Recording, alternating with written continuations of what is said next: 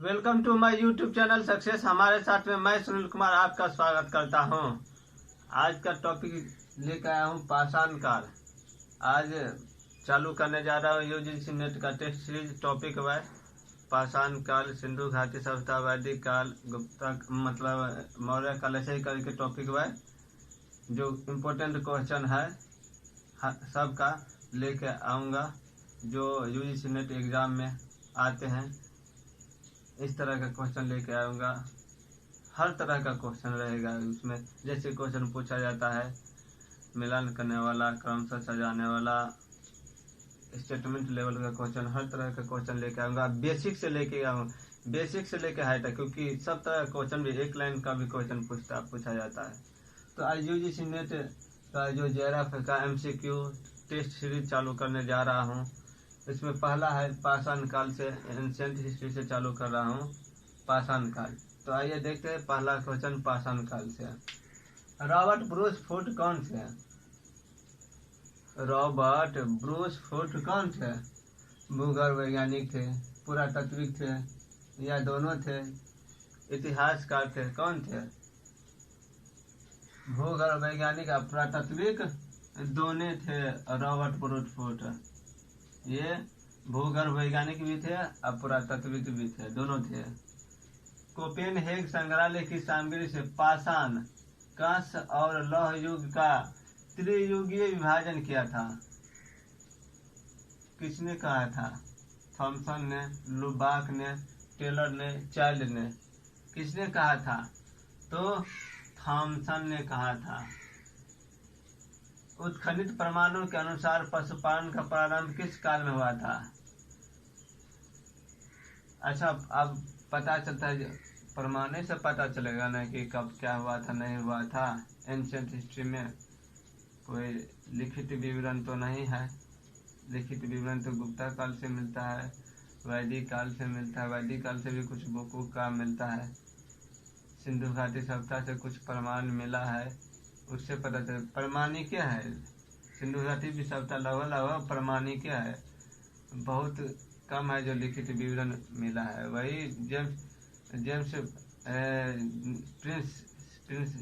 Prinsep ने जो मतलब उसकी अभिलेख को जो पढ़ा, तो उसी से कुछ कुछ पता चला है, लेकिन सब पूरा पढ़ नहीं पाया। तो उत्खनित प्रमाणों के अनुसार पशुपालन का प्रारंभ किस काल में हुआ था? किस काल में हुआ था? निचले पूर्व पाषाण काल में, मध्य पूर्व पाषाण काल में, उत्तरी एवं पाषाण काल में, मध्य पाषाण काल में। किस में? तो मध्य पाषाण काल में पशुपालन के प्रमाण मिले हैं। चालू हुआ था पशुपालन, प्रारंभ हुआ था मध्य पाषाण काल में। मध्य पाषाणिक प्रसंग में पशुपालन के प्रमाण कहाँ से मिला है? अब बताए। अब वो भी है, मध्य पाषाण काल में तो मिला है, लेकिन कहाँ से मिला है? लंघनाच से, भीरवानपुर, आदमगढ़, चौपानी, मांडो। कहाँ से मिला है? तो आदमगढ़ से मिला है। निम्नलिखित में से किस स्थान से हड्डी के उपकरण प्राप्त हुए हैं? किस स्थान से हड्डी के उपकरण प्राप्त हुए हैं? हड्डी के उपकरण काकोरिया से, महादाह से, सायनाराय से, और या बी और सी दोनों से। कहाँ से मिला है? ये दोनों जगह से मिला है। महादाह से और सायनाराय दोनों से हड्डी के उपकरण मिले, दोनों जगह से। हड्डी से निर्मित आभूषण क्या कराए? हड्डी से निर्मित आभूषण बोले ना, बेसिक से पूरा उठाएंगे, बेसिक से हर टॉपिक में आपको क्वेश्चन लगेगा। हड्डी से निर्मित आभूषण भारत में मध्य पाषाण काल के किस स्थल से प्राप्त हुए हैं? किस स्थल से प्राप्त हुए हैं मध्य पाषाण काल में आभूषण हड्डी के? तो सायनाराय से, महादाह से, या दोनों जगह से, चौपानी, मांडो से। किस जगह से प्राप्त हुआ? तो दोनों जगह से प्राप्त हुए हैं, क्योंकि क्वेश्चन मल्टीपल चॉइस पूछ देता है ना, तो दिक्कत होता है। ABCD ऐसे करके पूछ देता रहता है, तो इसलिए हम इसी तरह का भी क्वेश्चन लेकर आए हैं। सायनाराय से और महादाह दोनों जगह से हड्डी से निर्मित आभूषण मिले। अगला क्वेश्चन, एक ही कब्र से 3 मानव कंकाल कहाँ से निकले हैं? अब पहले जो लोग दफनाते थे तो इसमें बहुत सारा मतलब क्या कहते हैं नियम लागू होती है। क्या करते थे, उसके दिनचर्या जो रोजाना के यूज सामान है वो डाल देते थे, कुत्ते को दफना देते थे साथ में। बहुत सारा है ना कंटेंट मिला है, साक्ष्य मिला है इसके। तो एक ही कब्र से 3 मानव कंकाल कहाँ से निकले? अब नहीं जगह होगा या कोई एक ही परिवार के होंगे, एक ही जगह के होंगे, एक ही फैमिली के होंगे, इसी कारण कहीं एक ही जगह उसको क्या एक ही फैमिली के मतलब एक परिवार मतलब एक ही पिता के 3 पुत्र हो गए या पिता पुत्र जो भी हो सकता है, फैमिली के 3 आदमी होंगे, इसलिए एक ही जगह दफना दिए होंगे। तो सराय नहराई से, दमदमा से, महदा से, लहना से कहाँ से मानव कंकाल मिले हैं? तो दमदमा से मिले हैं। 3 मानव कंकाल मिले हैं एक ही कब्र से, दमदमा से मिले हैं एक ही कब्र से 3 मानव कंकाल, मतलब 3 आदमी को दफनाया गया था दमदमा में। खादानों की कृषि सर्वप्रथम किस काल में प्रारंभ हुई थे? आप देखिए, कहता है कि खादानों की कृषि सर्वप्रथम किस काल में शुरू हुआ था? कहाँ पे चालू हुआ था? खादानों की कृषि, कृषि करना, पशुपालन है। पशुपालन कहा जाता है कि सबसे पहले जो पालतू जानवर बनाया था वो कुत्ता को बनाया गया था। ये बोला कृषि, तो कृषि कौन होगा? नवपाषाण काल, मध्य पाषाण काल, पूरा पाषाण काल, इनमें से कोई नहीं। कौन सा काल में होगा? तो नवपाषाण काल। नवपाषाण काल में खाद्यान्न कृषि, खाद्यान्न मतलब खाने योग्य कृषि, खाने के लिए। भारत में मानव का सर्वप्रथम साक्ष्य कहाँ से मिलता है? अब बोलता है मानव का साक्ष्य सर्वप्रथम कहाँ से मिलता है? भारत में नीलगिरी पहाड़िया, शिवालिक पहाड़िया, नलमाला पहाड़िया, नर्मदा घाटी। कहाँ से मिला है? तो नर्मदा घाटी से मिला है मानव के साक्ष्य सर्वप्रथम। भारतीय महाद्वीप या महाद्वीप जो भी बोले या भारत में बोले, नर्मदा घाटी से। क्वेश्चन कुछ भी घुमा करके कुछ भी चेंजिंग कर सकता है। तो सर्वप्रथम साक्ष्य कहाँ से मिला? तो नर्मदा घाटी से मानव के साक्ष्य मिले। मानव द्वारा सर्वप्रथम प्रयुक्त अनाज कौन सा है? सबसे पहले मानव ने कौन सा अनाज चालू किया था, शुरू किया था उपजाना, खाना पीना? कौन था सर्वप्रथम प्रमुख अनाज? जौ, गेहूं, बाजरा, चावल। तो क्या कहा है? जौ है वो सबसे पुराना है। कहा जाता है कि सर्वप्रथम जो अनाज है, प्राथमिक अनाज है, प्रथम अनाज जो है वो सबसे पुराना वो जौ है। जौ को चालू किया था लोग खाना उगाना। भारतीय उपमहाद्वीप में कृषि के प्राचीनतम साक्ष्य कहाँ से मिले हैं? अब क्या बोलता है कि कृषि के साक्ष्य कहाँ से मिला है? ये था कि सर्वप्रथम क्या कहते हैं, खाद्यान्न से कहाँ, मतलब कब किस काल में चालू हुआ था। और बोल रहा है ये प्राचीनतम साक्ष्य कहाँ से मिला, प्राप्त हुआ है कृषि के प्राचीनतम साक्ष्य? कोल्डी हवा, लहुरादेव, मेहरगढ़, टोकवा से। कहाँ से मिला है? तो यदि लहुरादेव ऑप्शन नहीं रहेगा तो मेहरगढ़, और यदि लहुरादेव ऑप्शन रहेगा तो लहुरादेव मारना है, क्योंकि 9000 ईस्वी पूर्व से 7000 ईस्वी पूर्व में चावल का साक्ष्य मिला है लहुरादेव में, लहुरादेव से मिला है। मेहरगढ़ से 7000 ईस्वी पूर्व से 6000 या 6500 ईस्वी पूर्व कहा जाता है कि यहाँ से मिला था, इसके साक्ष्य मिले थे मेहरगढ़ से। लेकिन पुराना लहुरादेव, सर्वप्रथम कृषि के प्राचीनतम साक्ष्य लहुरादेव होगा। यदि ये ऑप्शन रहेगा तो लहुरादेव, नहीं लहुरादेव नहीं रहेगा तो मेहरगढ़ मारना है। नवपाषाण युग में भारतीय उपमहाद्वीप के उत्तर पश्चिम क्षेत्र में निम्नलिखित में से किस स्थान पर कृषि के अभ्युदय के प्रारंभिक प्रमाण हुए हैं?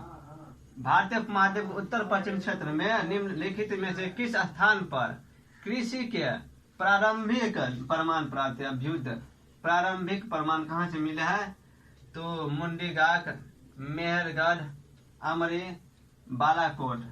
कहाँ से मिले हैं कृषि के प्रारंभिक प्रमाण? तो मेहरगढ़ से मिले हैं कृषि के प्रारंभिक प्रमाण, मेहरगढ़ से मिले हैं। अगला क्वेश्चन, भारत में पशुपालन और कृषि के प्राचीनतम साक्ष्य कहाँ से मिले हैं? भारत में पशुपालन और कृषि के जो प्राचीनतम साक्ष्य है वो कहाँ से मिले हैं? अंजीरा से, मेहरगढ़ से, दम सदात से, कालीबंगा से। कहाँ से मिले हैं प्राचीनतम साक्ष्य? कृषि और पशुपालन दोनों के, कृषि भी होती थी पशुपालन भी होती थी। तो मेहरगढ़ से दोनों मिलते हैं। ये पशुपालन और कृषि के भी साक्ष्य मेहरगढ़ से मिलते हैं। उस स्थान का नाम बताइए जहाँ से प्राचीनतम अस्थायी जीवन के प्रमाण मिलते हैं। अब लोग अस्थायी जीवन कहाँ पे, मतलब घर बना के रहने लगे, रुक करके रहने लगे, एक जगह गांव बसा के रहने लगे, गांव बसा के रहने लगे। उस स्थान का नाम बताइए जहाँ पे लोग अब निवास करने लगे। तो धौलावीरा, कालीबंगा, दमदमा, मेहरगढ़ कहाँ से मिला ये जो प्राचीनतम अस्थायी जीवन के? तो मेहरगढ़ से। यहाँ पे लोग घर बना करके निवास करके एक जगह के गांव के रूप में रहते थे। निम्नलिखित में से किन स्थानों से मध्य पाषाणी काल में पशुपालन का, देखिए बोला है मध्य पाषाण काल में, मध्य पाषाण काल में जो है ना पशुपालन के प्रमाण मिले हैं। कहाँ से पशुपालन के प्रमाण मिले हैं मध्य पाषाण काल में? तो अवधे से, बोरी से, बागौर से, लखनिया से। कहाँ से मिले हैं? बागौर से मिले हैं। ये मध्य पाषाण काल का है पशुपालन के साक्ष्य प्रमाण। निम्नलिखित में से किसको चालकोलिथिक युग भी कहा जाता है? चालकोलिथिक युग किसे कहा जाता है? पूरा पाषाण युग, नव पाषाण युग, ताम्र पाषाण युग, लौह युग, किसको कहा जाता है? चालकोलिथिक युग। तो ताम्र पाषाण युग को भी चालकोलिथिक युग कहा जाता है। किसको? तो ताम्र पाषाण युग को। निम्न में से किस एक पुरा स्थल से पाषाण संस्कृति से लेकर के, पाषाण जो है पाषाण से हड़प्पा काल तक के, लगभग सिंधु घाटी सभ्यता काल तक के, पाषाण संस्कृति से लेकर हड़प्पा संस्कृति के सभ्यता तक के सांस्कृतिक अवशेष प्राप्त हुए हैं। सांस्कृतिक अवशेष प्राप्त हुए हैं। आमरी से, मेहरगढ़ से, कोटजीडी से, कालीबंगा से। कहाँ से मिले हैं? पाषाण संस्कृति से लेकर हड़प्पा संस्कृति तक के। तो मेहरगढ़ से। ये मेहरगढ़ बहुत इंपॉर्टेंट है, यहाँ से क्वेश्चन आता रहता है, कोई ना कोई क्वेश्चन। तो मेहरगढ़ से मिला है। नवदा टोली का उत्खनन किसने किया था? नवदा टोली का उत्खनन किसने किया था? KD Vajpeyi, VS Wakankar, HD Sankalia या इनमें से सभी? किसने किया था? तो एचडी संकालिया ने किया था। एचडी संकालिया ने नवदा टोली का उत्खनन किया था। वृहत पाषाण स्मारकों की पहचान किस रूप में की गई है? ये वृहत पाषाण है, ये स्मारक है, वृहत पाषाण स्मारक। इसको किस रूप में पहचान की गई है? सन्यासी गुफाओं के रूप में, मृतक को दफनाने के रूप में, मंदिर के रूप में, या उपयुक्त में से कोई नहीं। किस रूप में पहचान की गई है वृहत पाषाण स्मारकों की? तो मृतक को दफनाने के रूप में। किस रूप में पहचान की गई है? मृतक को दफनाने के रूप में पहचान की गई है वृहत पाषाण स्मारकों को। किसके रूप में? तो मृतकों को दफनाने के रूप में। अगला क्वेश्चन, नवदा टोली किस राज्य में अवस्थित है? नवदा टोली है वो किस राज्य में स्थित है? नवदा टोली किस राज्य में स्थित है? गुजरात में, महाराष्ट्र में, छत्तीसगढ़ में, मध्य प्रदेश में। कहाँ पे है? तो मध्य प्रदेश में है नवदा टोली। राख का टीला निम्नलिखित में से किस नव पाषाणिक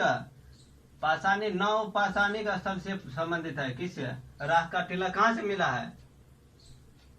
राख का टीला किस नव पाषाणिक स्थल से मिला है? किस नव पाषाणिक स्थल से संबंधित है?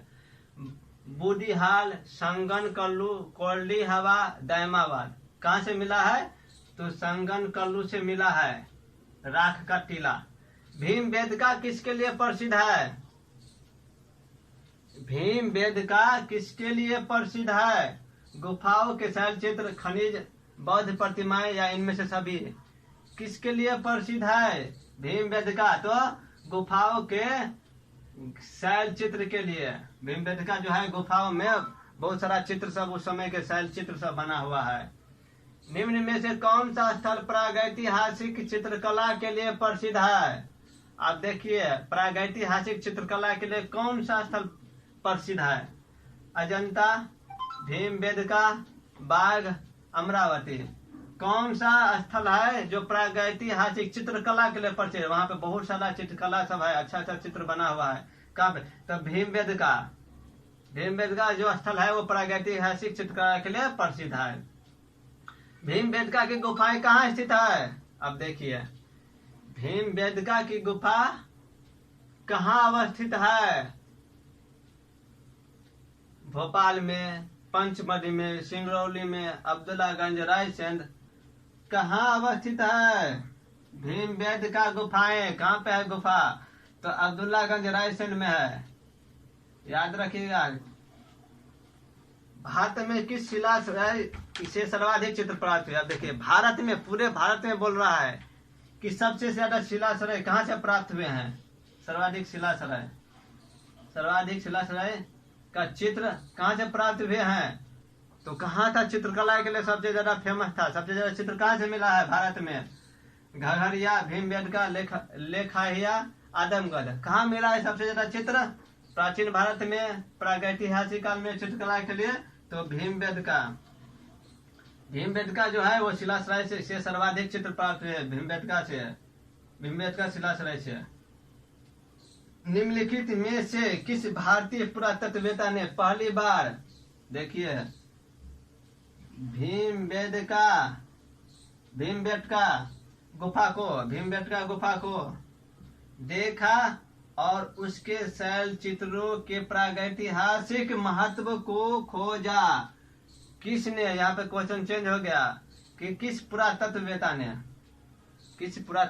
ने, इतिहासकार ने गुफा को देखा और उसके शैल चित्रों के प्रागैतिहासिक महत्व को खोजा? माधव स्वरूप वत्स, HD Sankalia, VS वाकंकर, VS Mishra. कौन?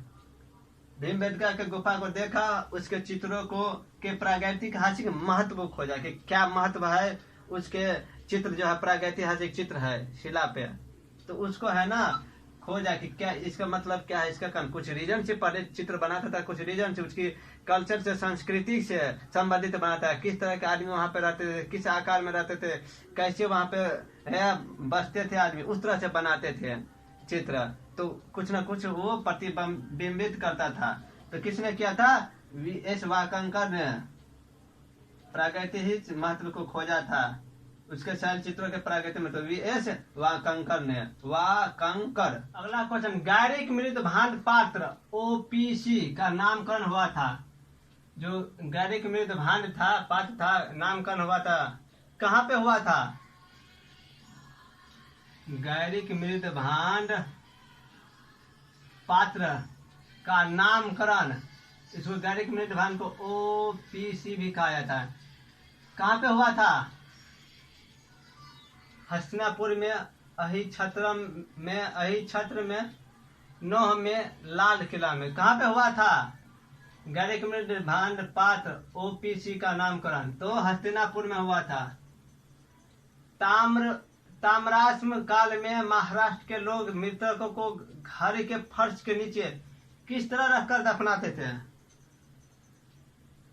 ताम्राश्म काल में, मतलब ताम्रपाषाण काल में, महाराष्ट्र